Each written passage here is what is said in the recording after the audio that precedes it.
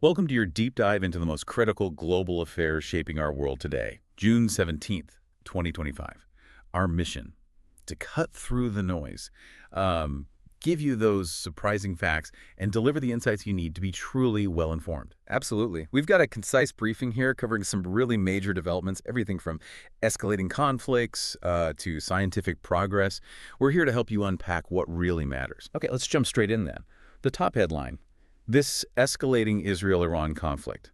We're seeing Israel launch extensive airstrikes deep inside Iran, and they're hitting, well, state media centers and even nuclear facilities. Yes, those targets are key. Hitting Yeah. state media, hitting nuclear sites. Yeah. It signals a profound shift, really. It moves beyond the kind of proxy fighting we've seen into direct targeting of critical infrastructure. And the response. It's been heavy. Iran has launched wave after wave of drones, ballistic missiles too, targeting areas across Israel. You've got sirens going off, emergency alerts. It's a direct strategic exchange now. Very different. And right in the middle of this, here's something really interesting. U.S. President Trump, he actually cut his G7 visit short. Left early to deal with this. That's right. Flee back to Washington. And his message is, well, it's complex. He's urging Iran towards unconditional surrender, but at the same time suggesting senior U.S. officials might be sent over for nuclear talks. It is complex, that dual message, demanding surrender while offering talks. It creates this, well, deliberately ambiguous signal on the world stage, doesn't it? Hard to read the exact U.S. strategy there. And what about the ripple effects? Markets. Oh, immediate. Oil prices are surging up about, 7.5% since this kicked off.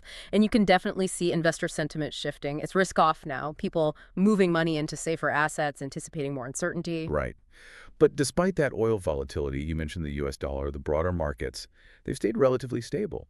And the Bank of Japan held rates steady too. That seems counterintuitive.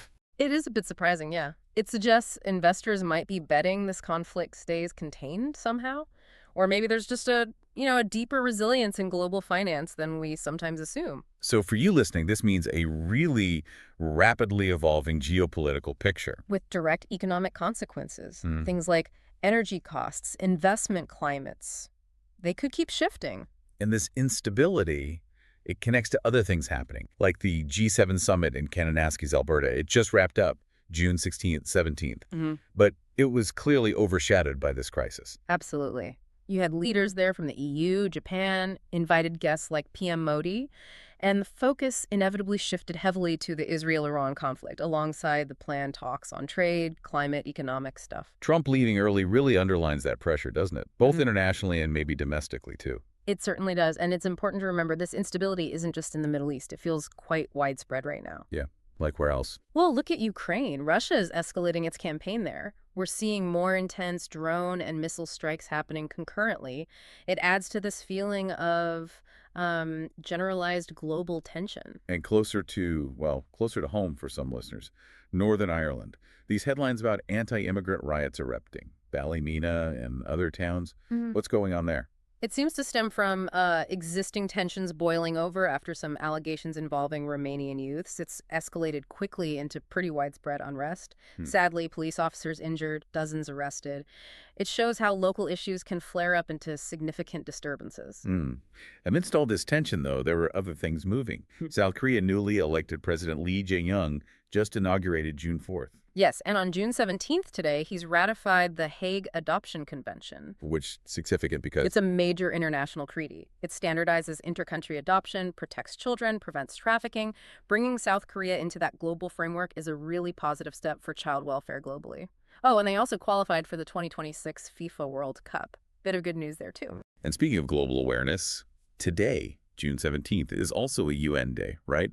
The World Day to combat desertification and drought. That's right. Raising awareness about land degradation, sustainable land use, critical issues.